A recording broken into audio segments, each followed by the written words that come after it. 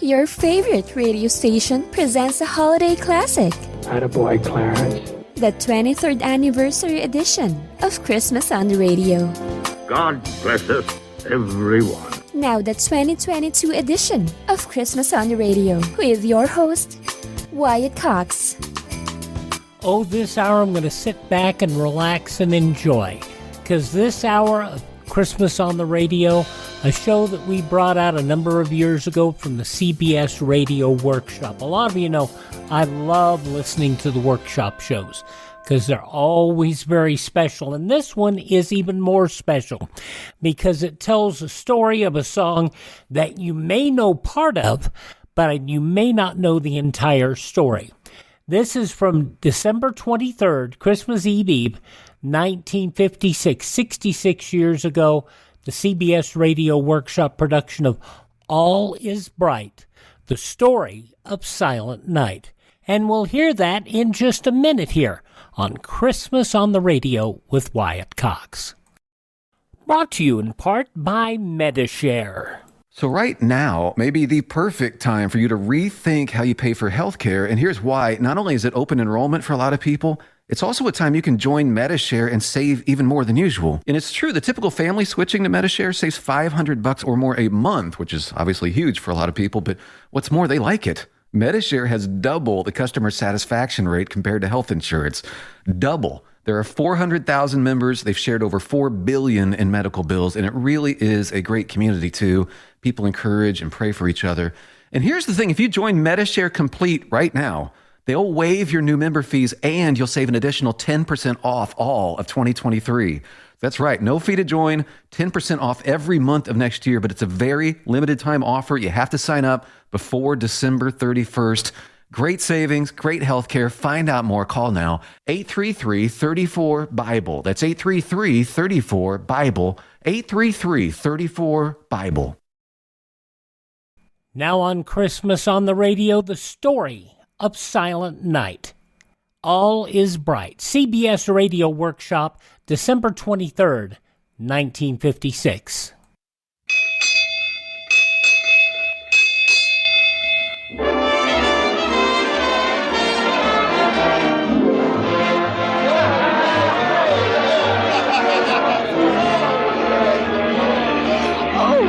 The Queen Mary. The purser said we'd meet her about 11. I have to see her.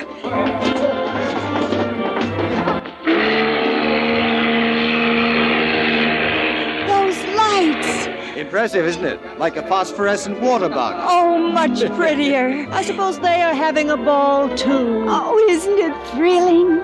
Christmas Eve, in the middle of the Atlantic Ocean. And, oh, Jeannie. The CBS Radio Workshop, dedicated to man's imagination, the theater of the mind. Today, All Is Bright, a simple story of a simple song, which from long-lost beginnings, through the help of a persistent king and a melodious bird, trained by a truant schoolboy, developed into the world's most beloved expression of the spirit of Christmas, the feast of men and women of goodwill, and especially of children.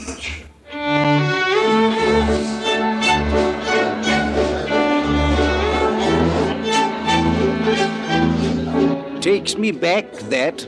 Huh? I beg your pardon? I said it takes me back, that waltz. Quite a way, I'm afraid. Oh, yes. Yes, still, you're not playing it right. Oh? In what way? Not enough spirit, not as the Viennese thought of it. They're playing it as an English waltz, I suppose. Ladies and gentlemen, this, as you know, is Christmas Eve. So, on the eve of this, our greatest of holidays, we will play a melody which I am sure you all know. Play, boys. No!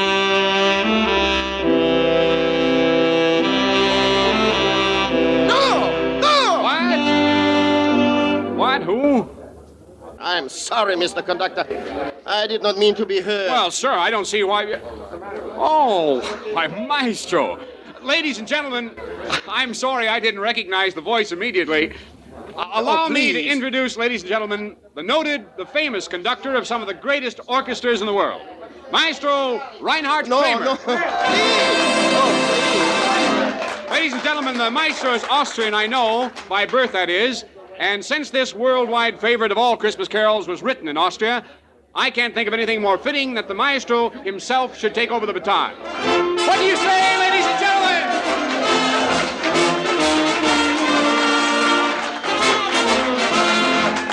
Go on, old boy. It will be an honor, sir, something all of us will remember. Well, if you insist, so...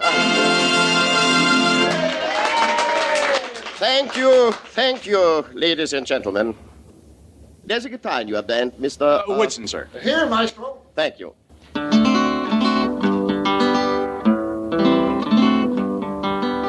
Yes, I will have to ask your indulgence, ladies and gentlemen, Mr. Woodson. But this song, you see, has meant a great deal to me ever since I was a child, so long ago. That was in a place called Hallein in Austria, near Salzburg. The composer of this melody, Franz Gruber was his name, still lived there when I was a boy. And I went to school with his grandson, Felix. He later became a conductor in Vienna. Well, he also is now dead. It is really a very simple song. It was first written for just one guitar and two voices, clear, young voices. And the melody was somewhat different from the one we play today. It is only a peasant song, after all. A song without pretension. What feeling it has came from the hearts of two simple men, two friends, imbued with devotion to their fellow beings, a love of life, humility in the face of its mysteries, and a deep sense of reverence.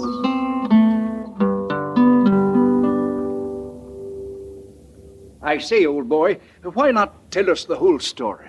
My reliable British friend, of course. Well, this was in, now let me see, yes, in 1818, just a short while after the Napoleonic Wars. There were two men who met several times a week in a small village near Salzburg called Oberndorf. The local priest, Father Joseph Mohr, and the school teacher. The two used to sing and play the guitar together, and the school teacher always helped the priest out on Sundays by playing the organ in the village church. Christmas, of course, was the most festive season of the year, and no one for miles around ever missed the Christmas Eve midnight mass in Oberndorf.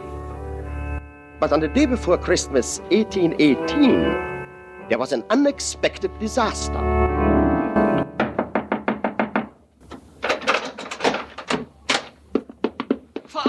Father!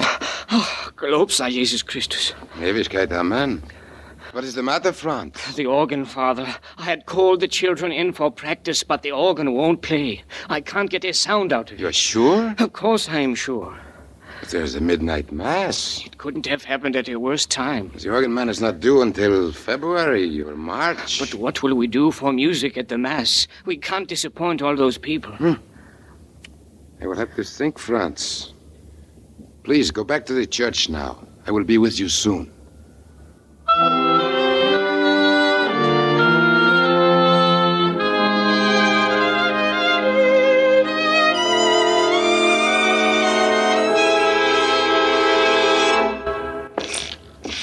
It's no use. Franz. Yes, Father. I can't make it work. It is all right, Franz. I have had an idea. Here is a little poem I have written. You think you could put this to music? Stille Nacht, heilige Nacht. But we have no organ, Father. Well, we still have our guitar. Ah, you mean we'll use the guitar? The guitar and two voices, perhaps. That may be all we can count on. You and me. Yes. Let me see. Alles schläft, einsam wacht. We don't have to do the singing, Father. There are two girls in the choir with the sweetest voices we have ever had.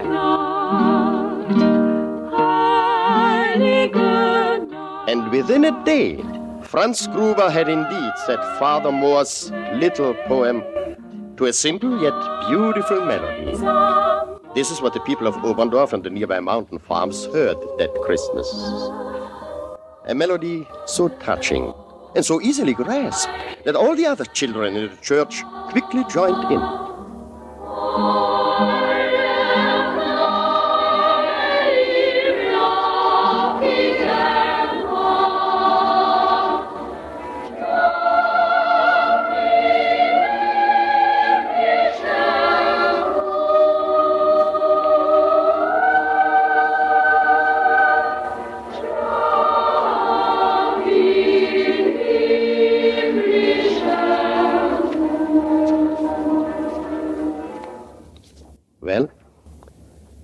That is how Silent Night was born. But there's more to it. First of all, they are the mice. The mice? Yes, the mice. And then there's a bird in the story, too. Well, the mouse part is simple. When the snows began to melt in the valley of the Salzach, where Oberndorf lies, the organ man, as Father Moore called him, arrived in the village. Organ building and repairing were highly specialized trades in those days. And many of the men skilled in them came from villages along the Ziller River in the Austrian Tyrol. Well, Mr. Mauracher, nothing serious, I hope. Nothing serious, Father. It's just that you don't seem to feed your mice very well. They ate out a whole section of the bellows the size of a silver thaler, and then built a nest inside. I cleaned out the mice and put a patch on the hole. You want to try it out? Oh, Mr. Gruber here plays the organ for me. Franz? Of course, Father. I'll try our new Christmas carol.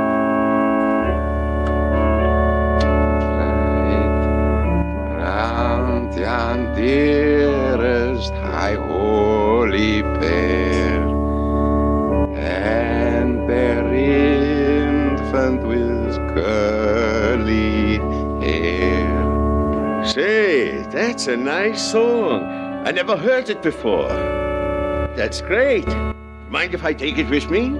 I'll write it out for you. Oh, nah, I couldn't read it. Me, I carry them up here in my head. Well, Mauracher, the organ man, did carry the new song in his head. And when he returned to his native Ziller Valley, he taught it to all the children there. Later, the young Strassers, 2 brothers and their 2 sisters, became especially fond of the Song from Heaven, as they called it. And they worked out a 4-part singing arrangement for the 2-voice melody. Stille Nacht, heilige Nacht, alles schläft. Old Mr. Strasser was a glove maker. And when his children were old enough, he sent them each year to the many big trade fairs of Europe to sell his output. But the children often felt lonely, of course, and homesick. And they used to relieve their feelings by singing all the songs that reminded them of home. And so, one day in Leipzig, the capital of the Kingdom of Saxony, a dignified elderly gentleman approached them.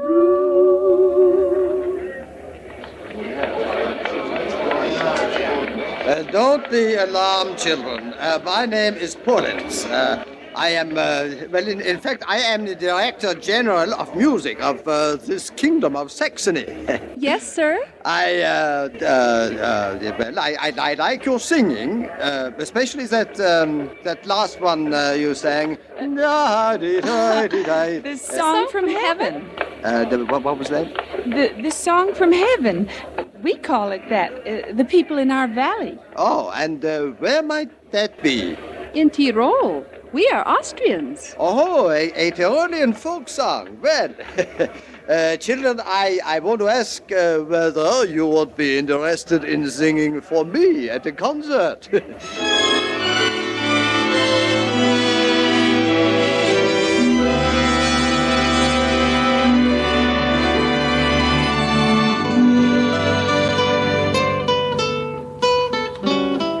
This was only 15 years after Franz Gruber and Father Moore had written their little hymn of devotion. But Mauracher, the organ builder, had never troubled to ask who had written the song.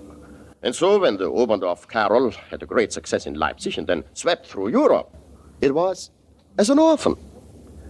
Another 20 years later, King Frederick Wilhelm IV of Prussia heard the melody during Christmas Eve services in the Berlin Cathedral.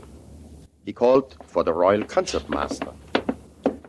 Your Majesty? Herr Eck, you are the concertmaster of the Kingdom of Prussia. What is the origin of that hymn, that lovely melody that was played tonight during our services? I'm sorry to say that I do not know, Your Majesty. The melody, if I might say so, suggests an Austrian origin. Haydn, perhaps. Well, then it's off to Austria you go. I want to know who wrote that song, and I don't want to see you again until you found out. Yes, Your Majesty.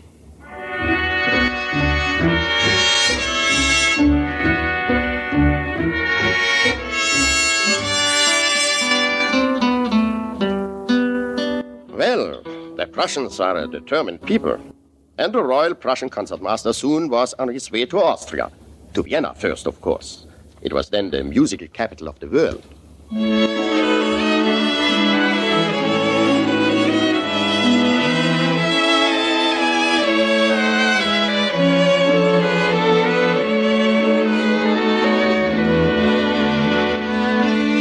Most honored, sir. I have been music librarian here at the Imperial Archives for many years, and I can assure you I've never heard nor read that melody. And I can further add that Joseph Haydn did not compose it, nor did the great Mozart. Of course, it is just possible that Joseph Haydn's brother Michael wrote it. Now that I come to think of it, there are certain similarities of phrasing. Yes, but where can I find out for certain? Well, most of Michael's works have been lost, unfortunately. However, he was organ master at St. Peter's Abbey in Salzburg for a good many years. You might inquire there.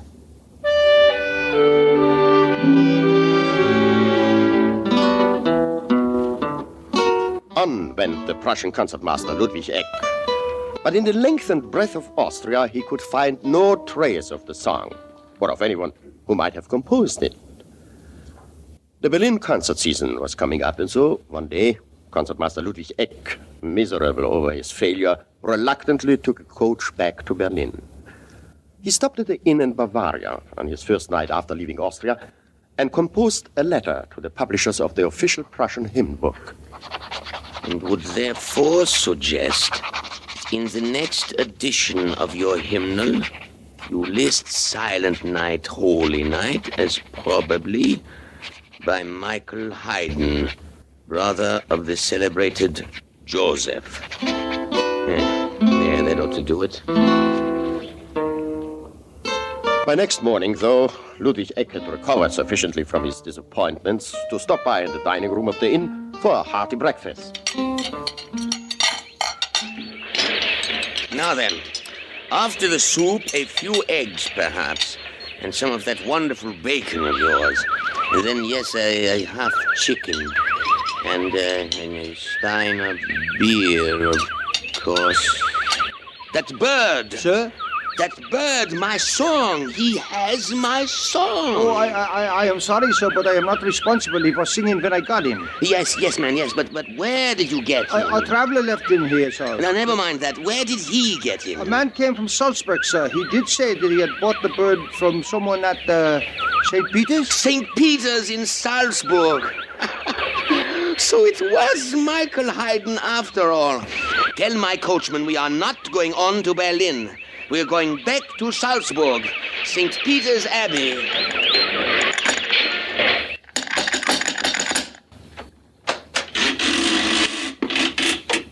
Gelobt sei Jesus Christus. Yes? The abbot. I am emissary of His Majesty, the King of Prussia. Now, please tell your abbot that I must see him.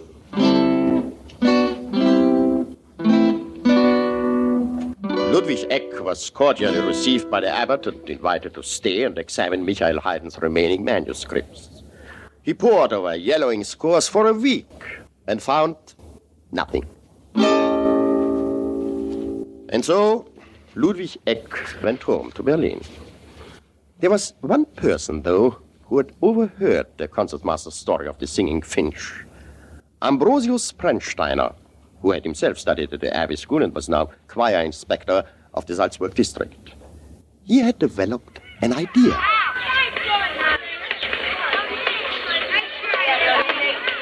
Let's see now, the first two windows, that would be the 5th class.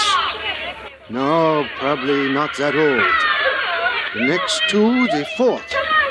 I don't think so, but let's try it anyway. I hope I can still whistle.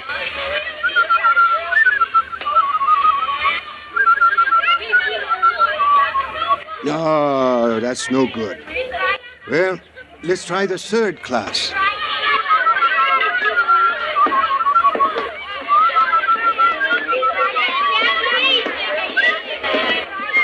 Hey, Felix, your bird is back. That singing bullfinch you taught that Christmas song to when you saw that Bavarian. No. Yeah, well, listen for yourself. It couldn't be any other bird who knew that melody. But how could he have come back? Well, don't ask me. Let's look, John. Sir? What's your name, boy? Felix Gruber, sir. And you have been capturing birds and teaching them to sing and then selling them? Well, only a few times, sir. Oh, never mind now. I myself tried to earn a few groschen that way when I studied in that same room. Not that is any excuse. No, sir. I have something more important now.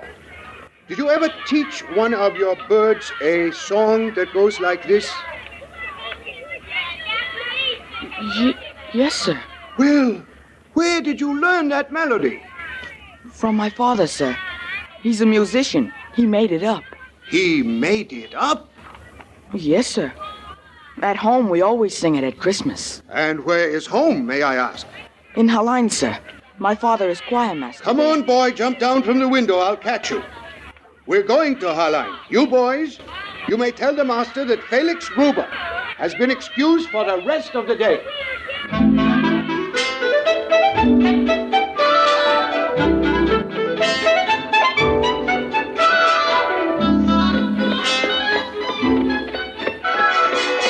It's just to the right down the street, sir. That White House. I hope your father is at home. Oh, he's always home, except Fridays and Sundays.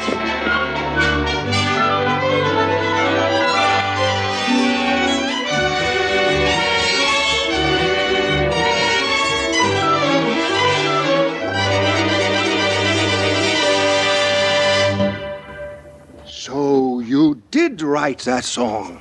Only the melody, Inspector. My friend, my very great friend, Father Moore, wrote the words. He died about 6 years ago in Wagram. Do you still have your original manuscript? Original? I don't know. It was so long ago, and the song was such a little thing. I would have to ask my wife. Marie? Never mind now. You will find it later. But that little song of yours has gone a long way in the world. There was a man down here all the way from Berlin to find out about it. About that song? Yes, about that song. Here is a copy of a book he left with me. It was published in Leipzig, and it has your melody. 66 years ago, December 23rd, 1956, the CBS Radio Workshop, All Is Bright. You're listening to Christmas on the Radio with Wyatt Cox. We'll continue following these messages.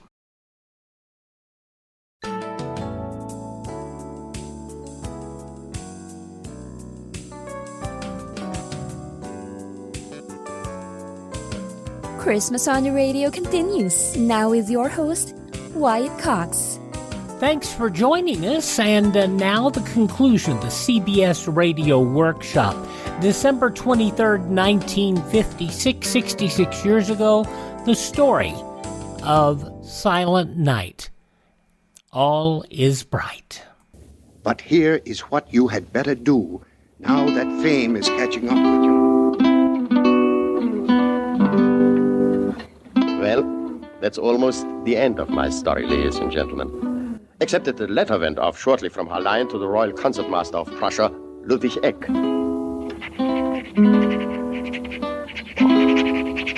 Authentic history of the composition of the Christmas song, Stille Nacht. And since this song subsequently appeared in a collection in Leipzig in a somewhat changed form, the author begs to submit a copy of the original music. Hoping that my essay will suffice, I am, with veneration and high esteem, your most obedient servant.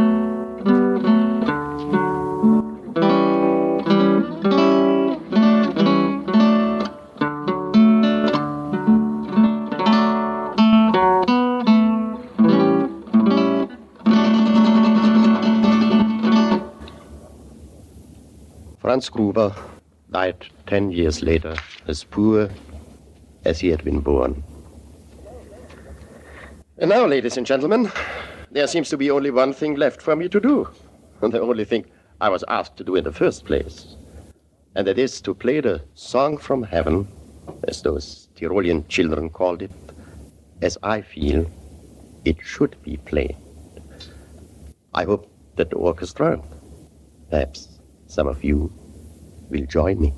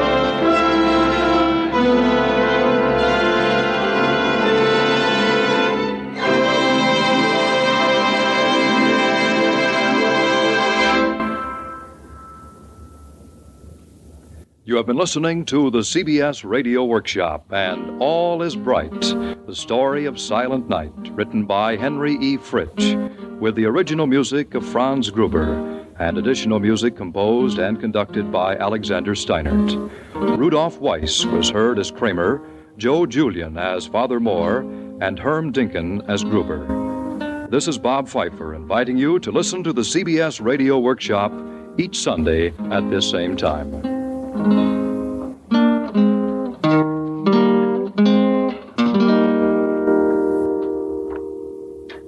A great story. It really is how Silent Night was born.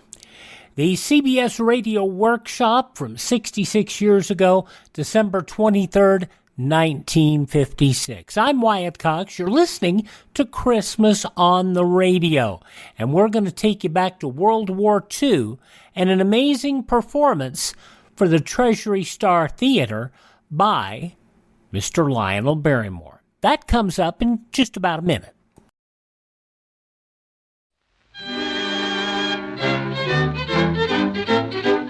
And here's the cinnamon bear.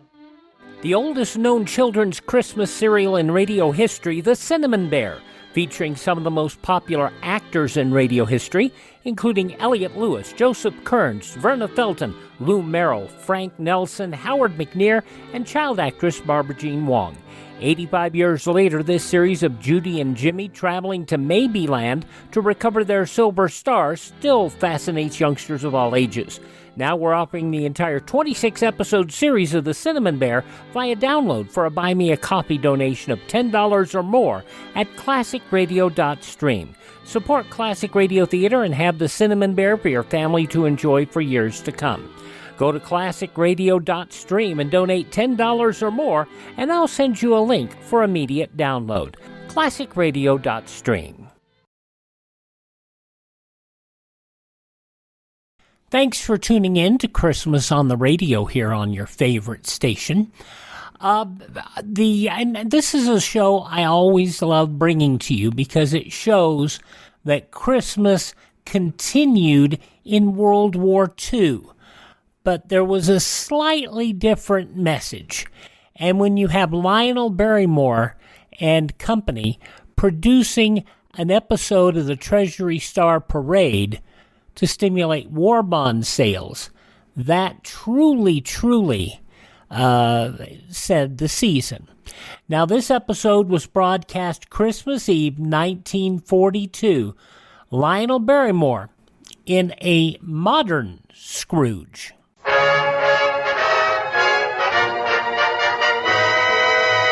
The Treasury Star Parade. Produced under the personal direction of William A. Beecher with David Broekman and his orchestra, Frederick March, J. Donald Wilson, and Lionel Barrymore, and Noel Houston and Joseph Roskell's version of A Modern Scrooge. This is Frederick March, ladies and gentlemen, in another of the programs brought to you by the Treasury Department. How many of you remember Dickens' A Christmas Carol? You all do, of course. Well, today we've got a story for you that's a little reminiscent of it. Our central character is old Jeb Creaker, the biggest grouch in Mohawk, a Scrooge, skinflint. In short, a trying neighbor. I am what I am, the biggest tire dealer this side of Glen Cove Springs. And by my own effort. Jeb never married, of course. Women? He had his own ideas about them. Ain't worth the keep, if you want to know my opinion. Twilight baseball? I voted against it, and by gad, I'll do it again. Mrs. Appleby's dog? Ought to lock him up. Muzzle won't do. I'll go to court about that. And as to war bonds, well, just listen. Pete Brady, the postmaster, was incautious enough to mention the matter while Jeb was stopping by for his mail one day. Now, you mind your own business, Pete Brady, and let me take care of mine. All right, Jeb. Consider I never mentioned it. Just asked because, well, you're about the only one in town hasn't. Now take Jim Millock here. Just bought his 5th. 6th, Pete. Darn good items to collect these days. Best investment in the world. Loosen up, Jeb. You can afford it. Buy and sell the town if you want to. You keep out of this, Jim Millock. Let you know what I can afford. How'd you like to be in tires? Priorities. Lord. Besides, I didn't ask for this war. Didn't any of us ask for it, Jeb. But I reckon we better have the answer for it. Only takes $18.75 for a war bond, Jeb. Only? That'll buy a lot of things Uncle Sam's needing mighty bad. Such as? Well, such as army shoes and socks, I reckon. Warm gloves, maybe. Machine gun cartridges. Buy all that for who? Some soldier. Maybe for your own nephew Pearlie, Jeb. Now, you leave my nephew out of this. The less said about that scamp, the better. And since you're so smart, I'll tell you something else. $18.75 will buy. It'll pay my grocery bill for a month.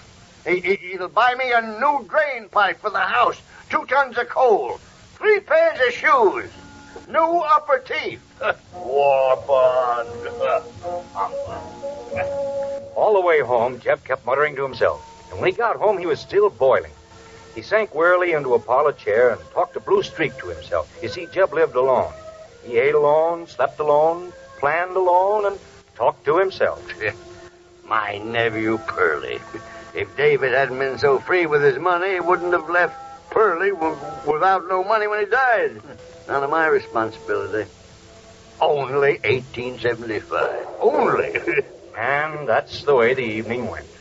Outside, a storm was coming up, and Jeb Creaker prepared to go to bed. He put on his nightshirt, turned down the covers. But before he turned out the light, he did a strange thing. He counted out $18.75 from his wallet, laid it on his night table, and stared at it intently, grumbling all the while. Only. That's a heap of money. There was a distant rumble of thunder. Jeb shivered. He turned off the light, climbed into his creaky bed. Sure. Another thing, $18.75 would buy a new set of springs for this bed. Oh. With that, Jeb Creaker was off to sleep and his dreams. But Jeb had eaten cucumbers for supper, and they never did agree with him. Fuck priorities. Pearlie. Creaker. Jeb Creaker. Huh? What's that? Must be dreaming. There isn't much time. There isn't much time. Who's in this room? Who are you? It must be the wind. No time. No time. No time. Say, who are you? Why do you keep on saying that? Don't you know me, Jeb? No. Don't you recognize me, Jeb? Merciful. You look like... Yes, I am. No, you can't be. Not David. Yes, David. Your brother, David. But you're dead. You can't come back like this, David. It's indecent. 13 years. I had to come back, Jeb. My boy, Pearlie. Yes. A fine lad. A fine lad. You didn't take care of him, even though you gave me your solemn promise on my deathbed. Davy, listen to me now, please. Don't be hard on me, Davy. You know I ain't got much. The priorities and all got me.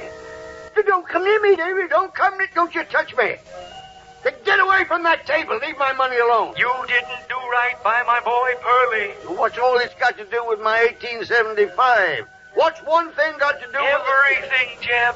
Everything. Hey, come back here with that money. Come back here. There's no time. No time. Help! Help! Please! Jeb, in hot pursuit, scrambled out of his bed after the strange apparition, out of the window and into the night. Stuffy! Stuffy! No time. No time. No What a time. silly answer. My feet! As Jeb cried out with pain, he realized in grave dismay that he was running through the streets in his bare feet, wearing only his nightshirt. My God, look at me. But he couldn't stop now. On and on they went until they came to a beautiful white building with a high dome. And David flew up an enormous flight of stairs. After him panted a winded Jeb. Stop. Stop, I say. Up until he was ready to collapse. The steps seemed to reach to heaven. And at the top, Jeb caught his breath and looked about him. Where'd he go? Jack, this is the United States Congress. And me in my nightshirt. Suffering cat. Suddenly, he saw his eerie brother dart into a vast room filled with men in tumultuous debate. Jeb didn't dare go in. He was hardly dressed for the occasion. And I say to you, the Army appropriation is in peril. We must get more money. This bill is in grave danger. The bill must pass. The safety of our country is at stake. It must go through. Gentlemen of the Congress, I have here $18.75 of Jeb Krieger's to be appropriated. No! Stop! He stole that money. It's mine. Thank God. There stood Jeb behind the door in split nightshirt and bare feet, screaming furious. No! Why don't somebody listen to me? That's my money, and I want it back. I protest. Old Jeb Krieger was fit to be tied. The bill passed. A slip of paper was given to David, who sped off like the wind. A night-shirted Jeb on his coattails, racing through space again. David, wait! On and on until finally they arrived at a huge, unlighted building, a silent, sprawling giant. David raced silently through the high gates. By the time a weary Jeb entered, the building was suddenly ablaze with lights, and the voice of the foreman could be heard shouting excitedly to his men. All right, boys. Messengers just arrived from Congress. The new appropriation's been passed. Speed her up. We've got to turn out cartridges, and how? Percussion cap. Motor igniter. Speed her up. Hurry. It's getting late. David, why do you do this to me? Cordite shot. Shalloon bag. Dump water. Speed her up. David, I admit it. I did neglect Pearlie, but I ain't got much priorities, no. Hurry. It's late. Lubricating lead. Brass case. Hurry, foreman, hurry. There isn't much time. Okay, here's the first box of cartridges just off the assembly line. It's yours. No, don't take it. That's my money. He stole it. But off again flew the ghost that was David, with a desperate Jeb at his heels. And they seemed to be flying right into the storm. On and on they raced. And soon a heavy mist appeared. And then it turned to dust and smoke. And the earth became charred, and barbed wire was everywhere. And suddenly, there was a whistling sound, a roar, and the world around them exploded in an inferno of cannon and machine gun fire. Pearlie! David! Not too late. This is a battlefield. Well, what are we doing here in my nightshirt? For God's sake, answer me. Hey, you guys back there! Hurry up with those cartridges!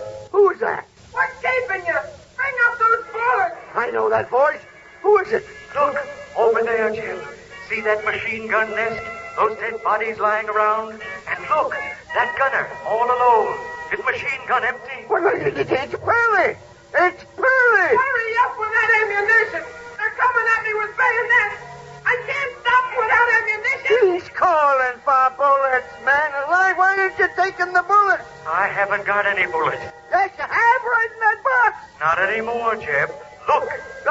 Money. Your money. Greenback. Yours. Silver. Yours. 1875. Take it. Hurry! Hurry! But I don't want the money here. Take it and give me the bullets. I'm sorry, Jeb. Money can't buy bullets on a battlefield. Hurry! For God's sake, hurry! But we can't stand here and watch him die, Davy. He's your son. He's my own flesh and blood. He can't fight without bullets. Even if we had him, who'd take him to him? I would. I'd crawl to him. Yes, I would. I'll crawl to him. Then, whichever you want most, you'll find in that box, Jeb Krieger. Goodbye. No, don't go, Davy. Don't go and leave me here alone in this. For God's sake, hurry up with that ammunition. Hold on, Pearlie. Hold on. I'm coming, boy. Bring me the ammunition. I'm bringing you your cartridges, boy. See? Here they are. I'm bringing them. Here they are, boy. Here's your bullets. Take them. I thought you'd never get here, Uncle Jeb. Thank God you made it in time. Now watch me. Ah, that's it, boy. Give it to him. Give him the handle. Give him the handle.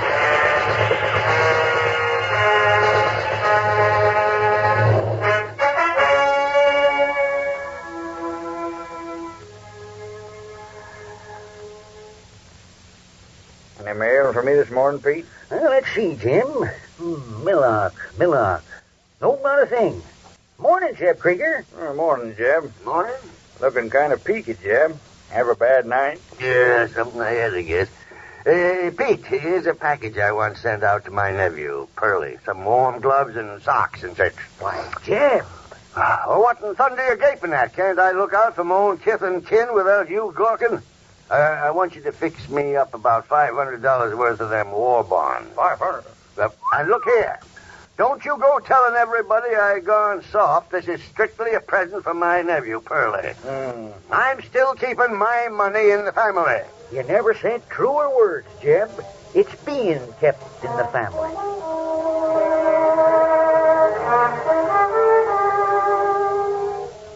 Yes, Jeb Krieger's the finest old guy in Mohawk these days. And don't let his gruffness fool you for a minute. I am what I am. The best air warden this side of Glen Cove Spring. Twilight baseball? Wonderful sport. Wonderful. Good for the morale. Mrs. Appleby's dog? Nicest mutt in town. Well curbed. And as for war bonds, just listen. Darn good items to collect these days. Best investment in the world. I'm getting in on them. I wished all you would.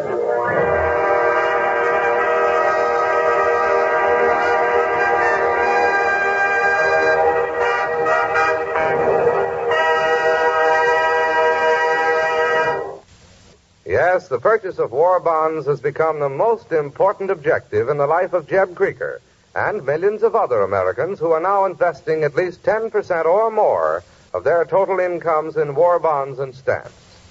10% or more of your income invested in war bonds and stamps is your personal quota. Put your fighting dollars out there on the battlefront beside our fighting men. Join a payroll savings plan where you work and pledge yourself to top that 10% today. This is Larry Elliott speaking, and may I remind you again that this is your country. Keep it yours.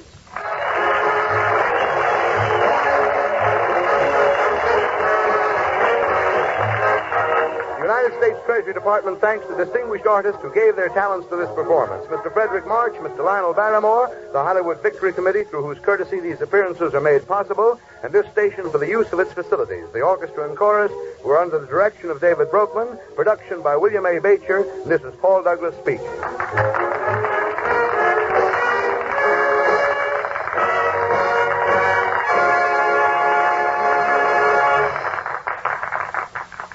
The campaigns to encourage Americans to buy U.S. Treasury bonds to finance World Wars I and II were known as war bond drives because radio, newspapers, and magazines publicized the importance of every citizen's support in the war effort.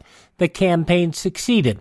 During World War I, the federal government raised $5 billion through the sale of Liberty bonds. Between November 1942 and December 1945, Americans invested about $150 billion in bonds to finance World War II. Now, folks, slogans like "buy bonds till it hurts" and "come across" or the Kaiser will made Americans realize that they needed to do it. Anyone who didn't support the war effort called a slacker. Strong-arm tactics with threats of being picked up by the slacker wagon or be ridiculed in public used to coerce citizens to buy bonds.